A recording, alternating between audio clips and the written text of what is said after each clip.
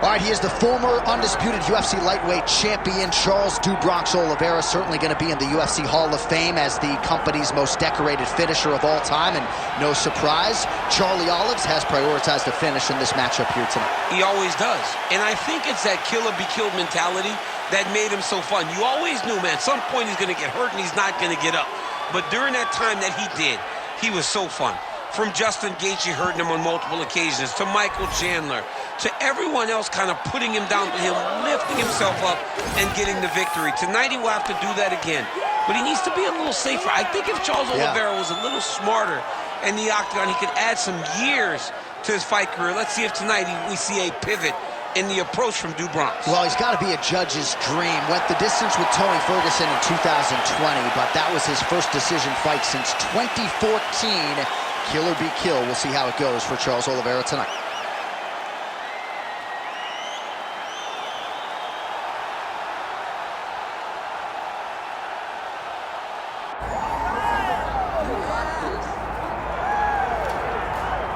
Well, DC, you're not fighting tonight, but I know you're anxious, as I am, as Conor McGregor returns to the proving ground here tonight. This is the biggest superstar in mixed martial arts history, and a damn good fighter, too. Let's see what he does here tonight. I have no horse in the race, but the butterflies are kicking my stomach up and down because every time Conor steps into the octagon, it feels like a momentous occasion. Yeah. One of the biggest stars in all of sports.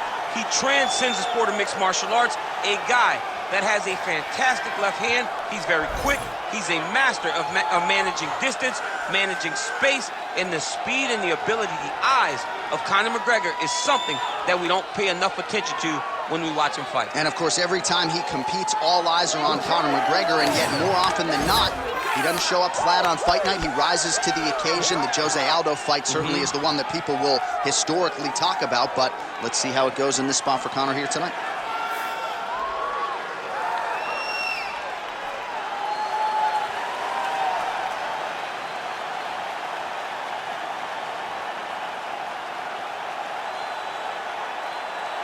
Conor McGregor, the sport's biggest superstar, is ready to go, and that means so are we for our main event.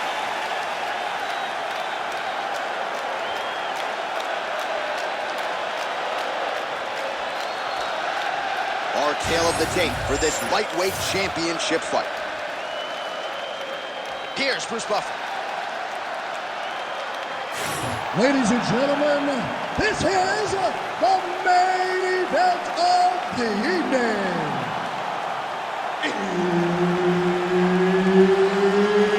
It's time! 5 rounds for the undisputed UFC Lightweight Championship of the world.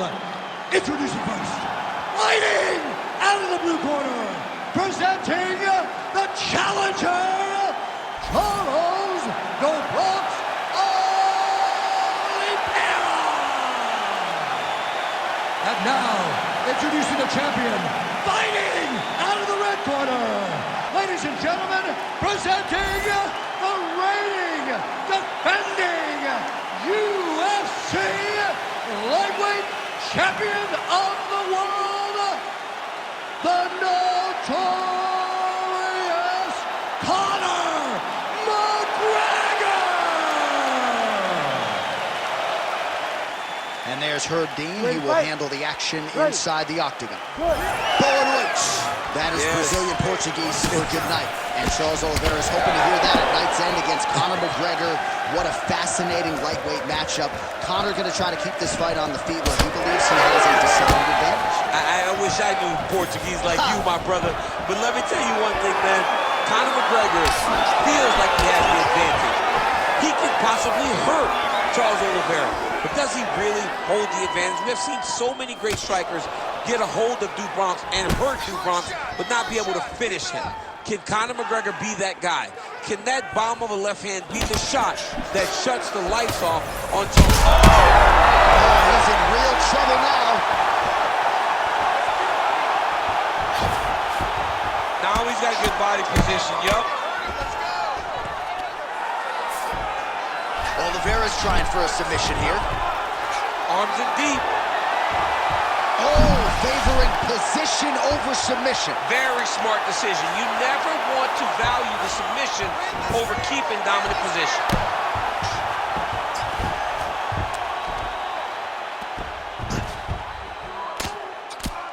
Postures up now and lands a devastating strike to the head.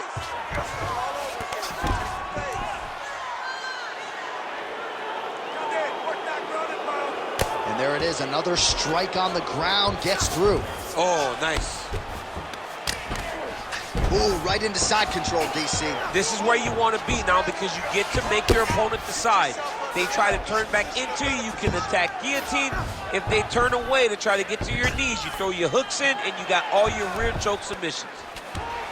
Oliveira's back in full mount. Going for an arm bar now. He's got the sub locked in.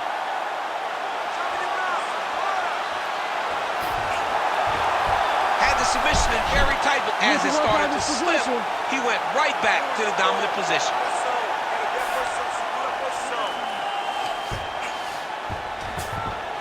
He's in the mount. Posturing up now. And now the damage is about to start.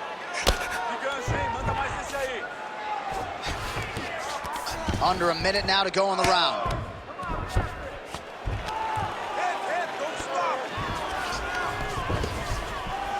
Beautiful ground strikes landed. Crazy accuracy and efficiency with these ground and pound strikes here. And if you're the opponent, you got to intelligently defend or the referee's going to stop it. You got to defend. But you can see him now starting to gain posture and the intensity. Oliveira's going for an arm here. Ooh, looks like it might be locked in. Once he gets you going, he's got so many ways to finish arm bars. 5 minutes in the books. Heading back to the corner now after a competitive round. And Oliveira's bleeding from the forehead a little bit, so we'll keep an eye on that as the fight continues. Hopefully the cut man can do his work and get it under control so it doesn't bleed down into the fighter's eyes. All right, let us now take a look back at some of the action from that previous round, DC. He appeared to open up a significant cut on his opponent's forehead with one of those strikes. A lot of blood comes from the cut on the forehead. He did exactly what he needed to do to land a strike that would open up a cut on the forehead.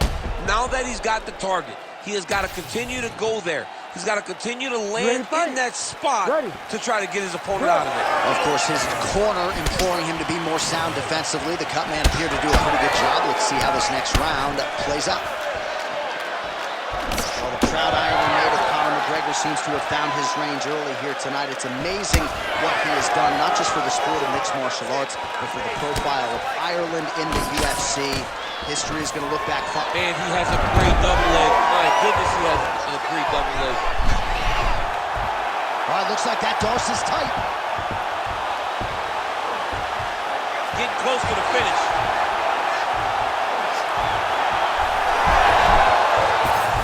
He's got it locked in. Wow, he gets out and now reverses position. Beautiful submission defense by this guy. He was constantly under attack. Grappler's delight tonight. All right, he's in a half-guard position here, DC, and in a good spot to dole out a lot of damage, I would think. A lot of damage can be done from the half-guard. You sit back on that leg, you press down into your opponent, you drop elbows, you drop punches. What is very key is you controlling the underhook on the far side. If you give up that underhook, your opponent can use the half-guard to build up to an elbow, sweep, or just chase down a single leg. Ooh, heel hook attempt now, and it looks locked in. Oh my goodness, I think he might have it. Oh, what a moment there, right back to his feet. I thought he might get submitted there. Oh, massive diving punch, flush to the head. Bottom fighter better move. Yeah, he's got to move, John. He's got to shrimp and try to either get up or pull his opponent back into him so he doesn't have the posture to land that big damage. Oh, right to the mount. And look at him attacking the arm triangle on the other side. He's going to lock him down, try to finish all the way. Oh, submission defense on full display there. He said that he was very aware of what this guy brought to the octagon, and it showed in that defense. So a much different approach from him here in round two. Took him a while to find the range, get in his striking rhythm. He has found it here, and how's the finish thus far? How's does his opponent still stand? I mean, I have no idea. This fight is supposed to be over. And it might not be over now, but it's going to be over very soon. Under a minute now to go. Oh, well-placed knee to the body there. Now another one. Well, his opponent seemed to be stunned to a significant extent, but was able to recover, and it's almost like he let him off the hook. Kind of let him off the hook. He needed to really put his foot on the gas to try to find that finish. Oh, attempting to go for the leg now. Heel hook looks tight. How did he get out again? I have no idea how this guy has not tapped yet. How about those 5 minutes? All right, heading back to the corner, and McGregor's bleeding from the forehead there a little bit. It doesn't appear to be too bad. The focus for the cut man, though, to make sure that he can stop the bleeding and not allow the blood to get into the eyes. All right, so there's the end of the round, and the tide has officially turned. A huge head strike to stun his opponent. We'll see which corner can adjust here moving forward. I mean, they've got to be celebrating. They've got to be happy. Everything's working. But the other side has to be concerned. They have to figure something out, make some sort of adjustment to try to change the tide of this fight.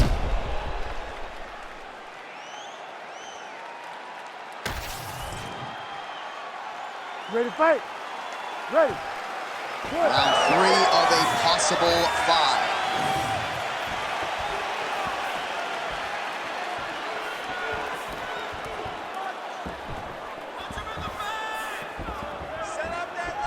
Very fast, and that cut lands. Oh, nice combination there. He is just killing him with volume tonight. Jab, right hand, body shot. I mean, he landed it perfectly. Perfect placement, perfect position. What a huge blow in a big moment in this fight. Oh, he lands a massive kick here. What a fight. Both of these guys are trying to finish. Huge left hand. Oh, man, these are hard. There you go. There you go. All right, half guard position here, DC. You have an extra hop in your step when you talk about fighters working out of this half guard. Oh, man. I like half guard as a top fighter. I understand half guard as a bottom fighter. Don't want to be there. It's very dangerous. But if you are there, you have Darce. Yep, he's trying to hit a Darce here. That Darce choke is tight. He's going to go to sleep. It's over. Oh, he got out. He cleared his leg, got back to his back, and created some space between him and his opponent to stay out of that Darce choke. Great job finding his shots from the top position. Oh, another strike lands from the top. I need you to scramble. All right, right into side control. Upper body strength figures to be put to good use here. Yes, absolutely. And you got to look for his opponent to turn back into him. He should chase guillotine, but the opponent turns to the opposite side. He can take his back, throw his hooks in, try to choke, or flatten him out and just go for the finish.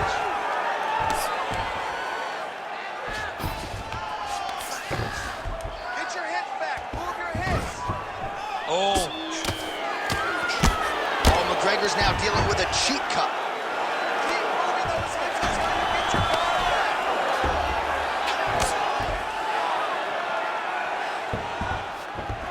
I need you to move. Scramble. Oliveira's going for the shove here. Oh, compromising spot here.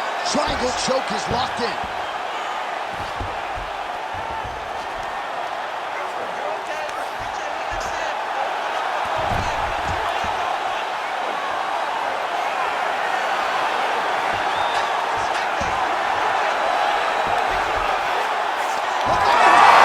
Charles Oliveira back with style points tonight. What a moment for this fighter here tonight. Called his shot, gets the win by way of submission. That after party's going to be on fire. He got to his position. He found the submission. He squeezed and got it done.